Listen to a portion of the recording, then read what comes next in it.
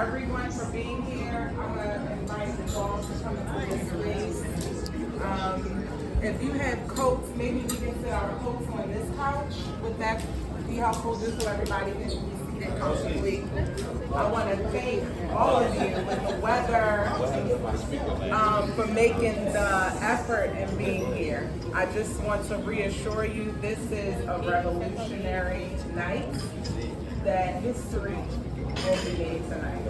And we're going to introduce and share with you all what that entails, what the Hip Hop Political Party is all about. And this is our very first meet and greet. So just with all of this greatness in the room, I first want to, just give yourselves a round of applause,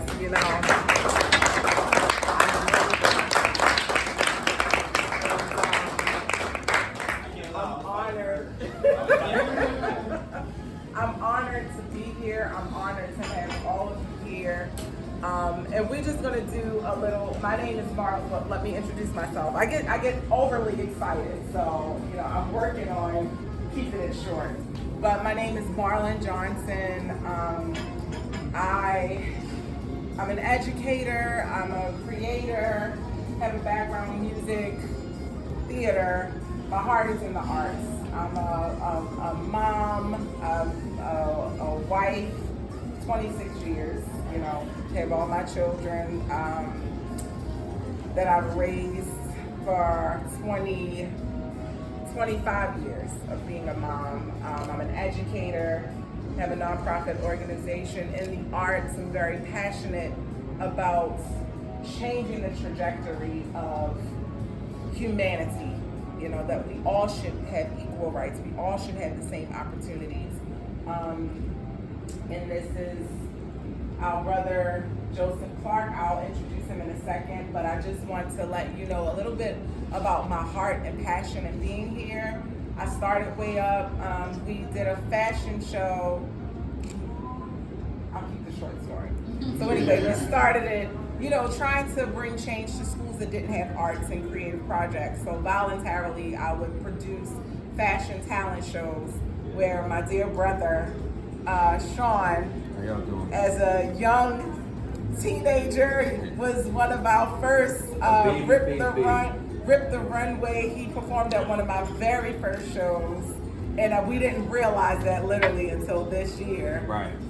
So everything is divine and being here. And my wonderful son, who inspired me to start it, was in the music industry and came out playing the drums at 2, had his first professional drum kit at 2, professionally trained all through school, played trumpet, self-taught himself the piano, guitar, pursued a college education in the arts, where he became a very known and talented music producer. Last year, January of 2022, my son lost his life to gun violence. He was amongst friends who he was helping with their music career. He was offered a production deal, with a major record label. They wanted him to be an artist because not only did he perform, but he sang, he rapped, he wrote, he did everything. And my passion project is using arts as a way of giving children a voice to use their creativity, because we really don't have much. As an educator of over 15 years, I've worked in Brooklyn, New York. I'm now currently working in Georgia, where I reside. I moved because during the pandemic, so my son was wrongly arrested on a gun charge because of identity lookalike. After doing a show that he was doing, an off-Broadway show that he was doing, music and lighting, he went to a cookout, and because he light-skinned, tall, braid, cornrows, he was wrongly arrested. So after that, I said, he could have been another statistic.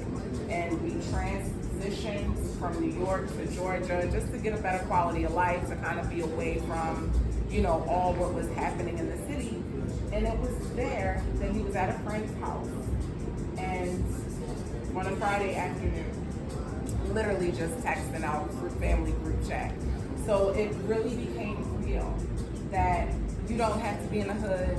You don't have to be amongst gang members. This is happening to great kids, and through my journey, I've done a lot of work.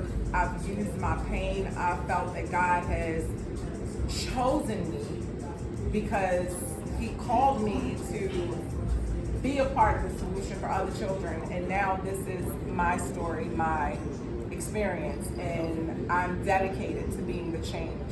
So when Brother Joseph called me, we were a part of the Bridging the Gap conference, where it was my first time publicly sharing my story and using my platform against gun violence and charging the music industry, our hip hop artists, like, we need to change the messaging. We need to take what hip hop was entailed to do when we first started, and that's to empower, to elevate, to shift and change the, misinformation. And it has definitely did a 180 from where the years I grew up in the 80s to early 90s. And that's when the shift happened. So it's time that we take it back, and I've been very passionate about, holding artists, creatives, and everyone with a platform accountable to their change. And then through that process where I met Brother Joseph, I'll let him share what that phone call sound like. And then all of this has a purpose of introducing what, the Hip Hop Political Party was birthed. So I'm going to introduce our Brother Joseph, who was also part of the Bridge the Gap Conference. He has done a lot of work with his voice. I'm always putting him on the spot, but he has history in hip hop that people who's been a part of his crew,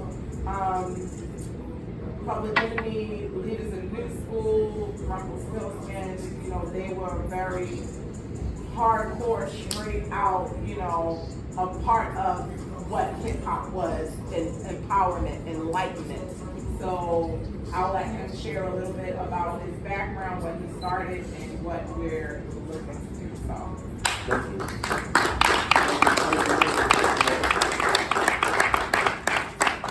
All right, I'm Captain Melez. Everybody knows the 90s rap music, 90s hip hop. I'm currently, as an old man, I'm Joseph Clark. I met Sister Marlon during the Bridging the Gap conference, and I'm a part of the Sacred Club where she lost her son. Well, she didn't lose her son; her son went into transition. But I also had a 2-year-old boy that fell from a 4-story window. His name was Kyle. I lost, my son went. So there was like really a lot of energy right there in that Sacred Club. To tell you the truth, I just woke up one morning. Chris Ann, my partner, telling me I just woke up one morning and at 1:30, it was like downloaded to the hip hop party. It was real clear. So I went to my laptop, I did a little service, like boom, checking the domain name and making sure everything checked out. So then I called her, I texted her, I said, excuse me, sorry for texting you this late.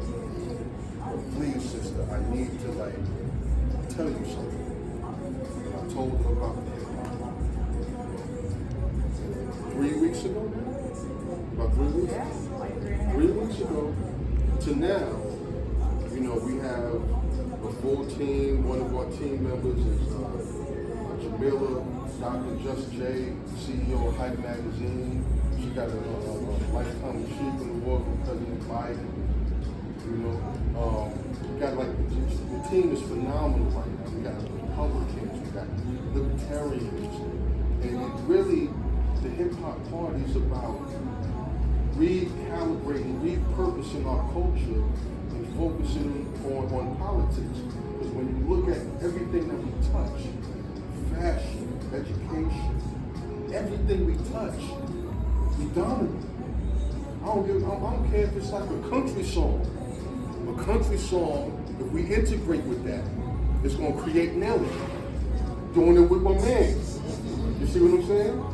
So that's what we utilize to kind of gauge how we're going to engage our community and change this whole political landscape, right? Our first mission is to form a super PAC. All right, so that's what we're going to do by next month. We're going to form the super PAC so that we can engage in this election cycle. Where we just got to deal with who we deal with. You know, we just got to, we don't want, you know, we got to deal with the best politicians that we can and back them, right? But over the next 18 months, we're going to spend time accessing every ballot in every state. And then I get questions, I get pushback, like how y'all going to do that? I say, look at the footprint of hip hop. You got people in Vermont, our Republican associate, he's in Vermont, white man, you know, right, no black man. He's like, listen, we're gonna bring Eminem in. We're gonna bring Eminem in, gotta get Charles Jack Harlow. So when you look at hip hop, we touch every nook and every cranny of society. And that's how we're gonna gain access to every ballot box. We're gonna use our creativity. We're the messengers. All right, and another thing is, some more pushback I get is, you know, rap talks about, you know, whatever, rap, guns, murder, twerking, but you know, whatever. We're using all 5 elements. See, the reason why they weaponize rap against us is because they knew that the 5 elements is the great unifier. That's the culture that brought us together to stop gangs from killing each other, was the 5 elements. So then they had a meeting, right? They had a meeting, and they commercialized rap. So they, you know, our young brothers, you know what I'm saying, they took advantage of that, and now we got this murder music that's all about the 5 deadly villains. Money, women, drugs, cars, you know, hoes, whatever, you know what I'm saying? But we utilizing all 5 elements of hip hop. We're coming from the foundation. And that's our approach, to kind of recalibrate, rebalance the culture. You know, so we're not really trying to enforce and fuel the murder music. There was a young brother named D1. You know, there's a lot of young brothers out there that's putting out positive vibes, positive music. That's what we want to reinforce. We want to highlight the full culture of art. Because when you have a 50 Cent concert, you can't bring your child. But when you have a 5-element type of event, you know, your little kid want to learn how to break dance, want to learn how to beatbox, you want to learn how to do graffiti. You know what I'm saying? So that's our approach, and that's what the hip hop party is going to represent. You know, we're going to galvanize our people. We're going to rally the troops because our numbers are crazy, and all we have to do is educate our community on how valuable their vote is. Like when we choose not to vote, that's what they want. They want us not to vote. They either want us to vote in their favor, or they lying to us and they're doing whatever. Or they want us not to vote, because the power of the vote is where it's going to begin. We need to get everybody in tune on the same page so that we can start, you know, shifting the paradigm. And then, so by 2028, when we establish our national party, we'll actually be able to seek our own candidates, which is very powerful. See, normally what they do is they tell you, all right, it's voting time. Everybody get out to vote. You know, let's get the black and brown community out there. You know, we need y'all to get the vote. You know, but nobody's ever taken the extra step to say, okay, now let's seek our own candidates. So when you come through in the hip hop way, I believe we're gonna birth a new type of politician. The type of politician that we can look each other in the eye, we keep 100% with each other. You know.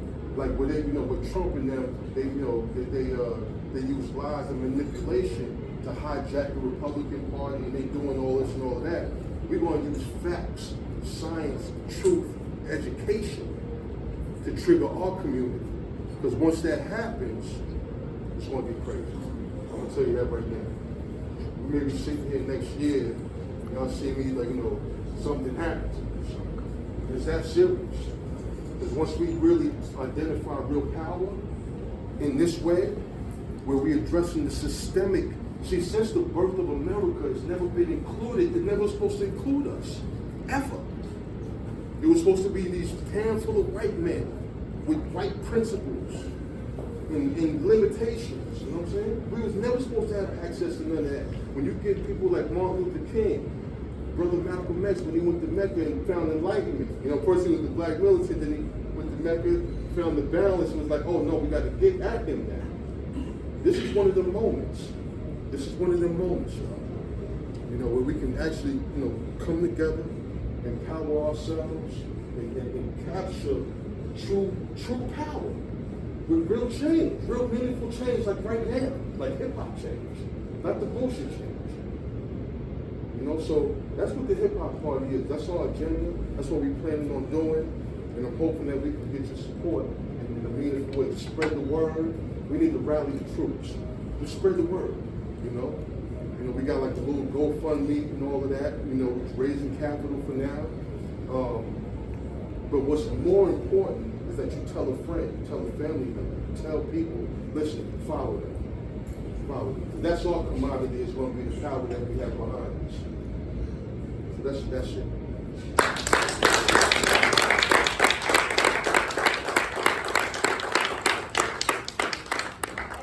Since we have so many wonderful people here, you see where I have the name tags. Everybody have their name tags, and those of you who came in, if you want to, it's stickers over there if you want to write your name on there. We're just going to go around the room. I was going to do a 2 truth 1 lie thing, like the icebreaker, but we'll keep it simple. If you can just introduce yourself, what industry you're in, and what way can you find yourself. I know Joseph